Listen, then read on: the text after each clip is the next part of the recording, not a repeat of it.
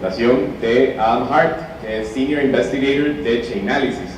Durante su carrera ha realizado capacitación de investigación para empresas de criptomonedas y agencias gubernamentales de Estados Unidos, Canadá y Iberoamérica, que involucran aplicaciones de DeFi y NFTs. Previamente trabajó en Coindesk, una empresa de investigación de criptomonedas, y como consultor para EY. Adam se graduó de la Universidad de Georgetown con una licenciatura en estudios de seguridad. Adam, muchísimas gracias y el escenario es tuyo, ya pongo presentación.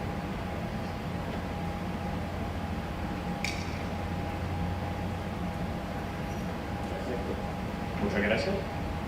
Y gracias por estar aquí y también gracias a Bien Crypto por esa presentación. Yo empecé mi carrera en la industria de criptomonedas en periodismo y con los eventos de las últimas 2 semanas hemos visto otra vez la importancia de tener unas periodistas, medios de comunicación muy fuertes en el mundo de criptomonedas. Pero ahora vamos a hablar de los datos que veamos en el blockchain y también cómo se puede hacer una investigación usando los datos públicos que está disponible en cualquier criptomoneda, en cualquier blockchain. Pero otra vez, gracias por tenerme aquí y obviamente yo no soy un hablante nativo de español y por eso disculpa de antemano por mis errores gramáticos y por favor avísame si digo algo mal, pero vamos a hablar primero de la adopción de criptomonedas que veamos en los datos, que es real, que es una impresión falsa tal vez. Hay muchas no sé, impresiones de que criptomonedas son vinculadas con actividad ilícita o no hay actividad legítima. Lo que podemos ver en los datos es que eso no es la verdad. Y después de eso, nuestra empresa, somos un proveedor de datos, pero una de las maneras de usar esos datos es investigar la actividad ilícita que sí hay en el blockchain y vamos a ver cómo se puede hacer eso y cómo se puede usar la información pública para entender lo que está pasando. Entonces, primero, yo soy Adam Hart, otra vez eso no importa tanto, pero lo que realmente importa es la adopción de criptomonedas y lo que se puede ver en los datos. En muchos blockchains, como hemos visto, el mundo de cripto ha crecido bastante. Hoy en día no es solo Bitcoin, es un mundo, un ecosistema de verdad. Lo que se puede ver es que el volumen de valor transferido en redes de criptomonedas es bastante impresionante. Es más de trillones de dólares con T y lo que se puede ver es que sigue creciendo. Vamos a ver cómo aguantan los volúmenes de criptomonedas en 2022, pero el mundo de cripto y la inversión en el ecosistema sigue creciendo y es una importante fuerza en la economía mundial y todavía sigue en desarrollo también.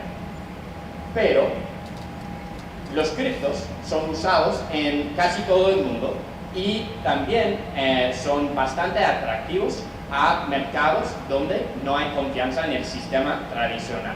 Entonces, las partes del mundo donde veamos los mayores niveles de adopción son mercados no tradicionales, tradicionalmente tan importantes, mercados como Pakistán, mercados como Vietnam y también aquí en América Latina, mercados como Venezuela, Colombia, Argentina y también Costa Rica. Pues de esa perspectiva, también en todo el mundo hay una percepción de que el Bitcoin, las criptomonedas son vinculados con actividad ilícita, son usados por narcotraficantes y nadie más. Y sí hay actividad ilícita en el blockchain. Eso es una área donde enfocamos como una empresa y definitivamente hay un volumen de actividad ilícita, de estafas, de fondos robados. Y eso es un problema muy grave, muy serio para la industria, pero es importante tomar estas figuras estimos en contexto, como porcentaje de valor transferido en redes de criptomonedas representa menos de la mitad de un porcentaje del valor. Eso es una figura bastante bajo. En comparación, no es una comparación exacta, pero la ONU estima que unos 3 a 5% de la PIB mundial viene de actividad ilícita. Entonces, con respecto a los blockchains, lo que vemos es que a través del tiempo, a través de más inversión y desarrollo en el blockchain, los casos de uso legítimos han crecido mucho más rápidos que los casos de uso ilegítimos, de estafas, de fraudes y todo. Sin embargo, uno de los dificultades, uno de los retos para la adopción de criptomonedas es eliminar o minimizar, por lo menos, la actividad ilícita como estafas y otros que crea esta percepción y este miedo de criptomonedas. Entonces, con eso en mente, que sí hay actividad riesgosa en el blockchain, pero es un porcentaje bastante pequeño del volumen total, vamos a hablar de investigaciones de criptomonedas y también cómo se puede rastrear dinero malo y en un mundo ideal prevenir o incautar fondos ilícitos. Pero primero vamos a hablar de la adopción, las figuras que tenemos sobre Costa Rica, porque es importante tomarlo en contexto que otra vez América Latina como porcentaje y en respecto a su nivel tradicional en los mercados económicos es un líder en el mundo de blockchain.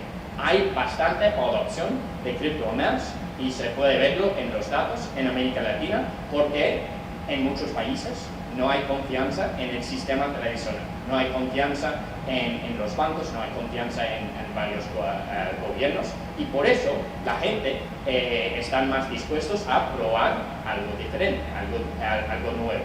Y eso puede ser una ventaja, hay esa disponibilidad para probarlo y también hay muchos mercados bastante fuertes en América Latina y también bastante talento en el mundo del cripto, bastantes desarrolladores, gente creando empresas, aprendiendo nueva tecnología, inventando nuevas cosas y eso puede ser un bono para varias economías.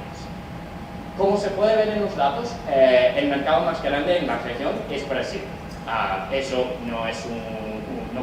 debe ser una sorpresa, pero Brasil es un mercado bastante grande, más de 200 millones de personas, hay mucha actividad allí. Sin embargo, hay unas tendencias en la región que sí son importantes. Y las tendencias que veamos y las razones por qué la gente está usando cripto varían un poco país a país, pero en la región en general son las remesas, la inflación y la especulación. Remesas es una tendencia bastante obvia en países como México. Hay mucha gente, muchos ciudadanos mexicanos trabajando en otros países, enviando dinero a sus familias y las remesas puede ser muy caro. A través del sistema tradicional puede ser muy caro enviar dinero a su familia en otro país. El blockchain, cosas como el Bitcoin, cosas como otras criptomonedas, los stablecoins, un caso de uso es bajar los costos de enviar dinero a través de fronteras. Y hemos visto unos ejemplos bastante fuertes en México, por ejemplo, donde hay exchanges de criptomonedas trabajando con empresas muy conocidas como Oxxo, que están casi cada esquina en México, para facilitar la conversión de remesas a pesos en efectivo que se puede sacar. Pero también veamos gente en varios países en la región, como Argentina, como Brasil, donde hay miedo de inflación, usando las criptomonedas como una manera de preservar el valor de sus activos.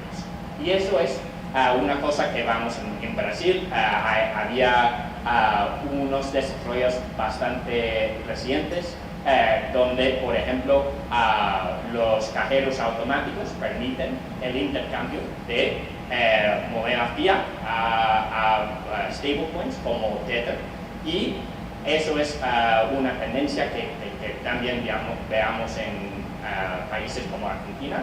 Pero con todo eso bueno, con toda esa inversión en productos útiles, también es importante estar consciente de los riesgos y los actores malos que también están experimentando con esta nueva tecnología, esta tecnología poderosa, y hemos visto eso con los ciberdelincuentes.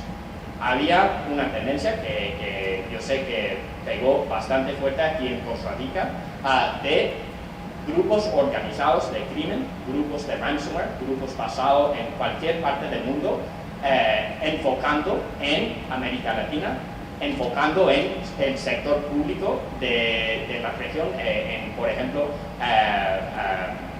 instituciones públicas aquí en Costa Rica, y hackeándolos y pidiendo rescates denominados en criptomonedas. Esa tendencia de ransomware es bastante fuerte, y por eso es importante tener la capacidad de investigar lo que está en el blockchain y, en un mundo ideal, rastrear el dinero de los malos. Porque, como creo que sabemos, todos los datos en los blockchain son públicos, y con eso se puede ver a dónde va el dinero, y también podemos entender mejor las redes de, por ejemplo, crimen organizado, las redes de los grupos malos, y tomar acciones para prevenir sus actividades y castigarlos.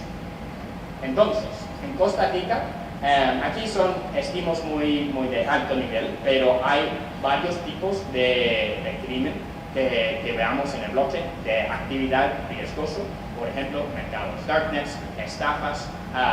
En la región, en general, estafas han sido un problema bastante grande, ¿no?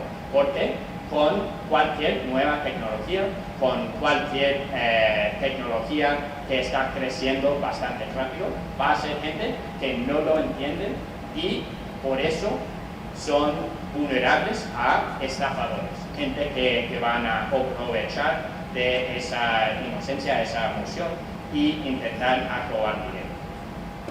Entonces, para investigar actividad riesgosa como los grupos de ransomware y como los estafadores que están robando a gente inocente o robando a gente que quieren aprovecharse de esta tecnología, podemos usar los datos en el blockchain y entenderlo un poco mejor con contexto. Y eso es lo que hace nuestra empresa y otras empresas también, pero la idea es crear un base de datos que da un poco de contexto a los datos en el blockchain. Si ustedes han visto una transacción de Bitcoin antes, vas a saber que hay direcciones, se llaman direcciones de Bitcoin, pero esas direcciones no son muy entendibles, no son nombres, no son personas físicas, son pseudónimos, son strings de caracteres en el blockchain, y eso es bastante difícil de entender. Lo que hacemos en Chainalysis y lo que hacen otros proveedores de Blockchain Analytics es crear una imagen y de direcciones que pertenecen a una entidad. Por ejemplo, vamos a saber que esta colección de 100.000 direcciones pertenece al exchange, por ejemplo, Bitso, un exchange muy grande en México, y que otro 10.000 direcciones pertenece a un mercado darknet donde venden drogas. Eso nos permite entender lo que está pasando en el blockchain Eso es cómo podemos estimar, cómo podemos tener los datos que ustedes han visto ya, y también cómo podemos hacer una investigación. Entonces, en el blockchain, una transacción se puede ver así, pero en Chainalysis, en herramienta de Blockchain Analytics, vas a ver contexto. Vas a saber que estas direcciones pertenecen a Binance, estas direcciones pertenecen a Coinbase o Crypto.com, y estas otros pertenecen a personas privadas. Y eso es nuestra base de datos. Un hecho importante es que el base de datos solo se trata de servicios, solo se trata de empresas, porque si entendemos las empresas, entendemos dónde están los servicios, dónde están las empresas que permiten el cambio de dinero fiat al dinero criptomonedas, podemos entender lo que está pasando. Sin embargo, somos una empresa privada, no tenemos datos de personas físicas. Entonces, no queremos los datos de personas físicas, pero con ese entendimiento del ecosistema, de los servicios, podemos mapear actividad legítima, actividad de alto riesgo y también los flujos de fondos en el blockchain. Entonces, ¿qué se puede hacer con ese base de datos? Pues bastantes cosas.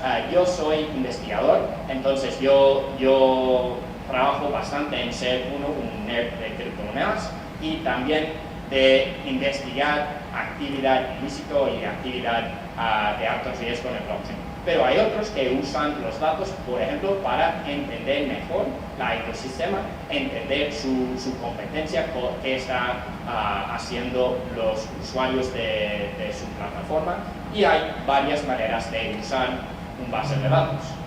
Sin embargo, porque es mi especialidad y porque es bastante importante para agencias públicas entender eso, creo que es importante reconocer que, aunque sí hay actividad en el blockchain ilícita que viene de grupos de alto riesgo, es bastante posible rastrear esa actividad y también incautar dinero y volverlo a las víctimas del crimen.